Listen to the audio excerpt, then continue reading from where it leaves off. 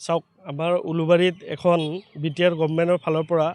ডাঙৰকৈ এখন অডিটৰিয়াম হল বনাইছে ইমান ধুনীয়াকৈ বনাইছে তেওঁলোকক আমি আমাৰ ফালৰ পৰা ধন্যবাদ জ্ঞাপন কৰিম কিন্তু আমি দেখিবলৈ পাইছোঁ যে যিখন অডিটৰিয়াম হল বনাইছে স্বৰ্গীয় সুজিত নাৰ্জাৰী নামাকৰণ কৰিছে তাৰ মানে ইয়াতে আমি দেখিবলৈ পাইছোঁ যে অসমীয়া ভাষাটো এলাগী কৰা যেন লাগিছে আমি বড়ো ভাষাৰ বিৰোধী কৰা নাই কিন্তু দেখিবলৈ পাইছোঁ যে ইয়াতে অসমীয়া ভাষা নাই ভাষাত লিখা নাই তো মই আমাৰ গভৰ্ণমেণ্টক জনাব বিচাৰিছোঁ যে এই ইয়াতে সুজিত নাৰ্জাৰী দেৱৰ যি মানে নামাকৰণেৰে অডিটৰিয়াম হল বনাইছে ইয়াতে যাতে অতি শীঘ্ৰে অসমীয়া ভাষাত ইয়াতে লিখে তাৰ কাৰণে মই আহ্বান জনাইছোঁ স্বৰ্গীয় সুজিত নাৰ্জাৰীৰ ডাঙৰ স্মৃতিত এখন অডিটৰিয়াম হল বনাইছে আটক ধুনীয়াকৈ সুজিত নাৰ্জাৰীৰ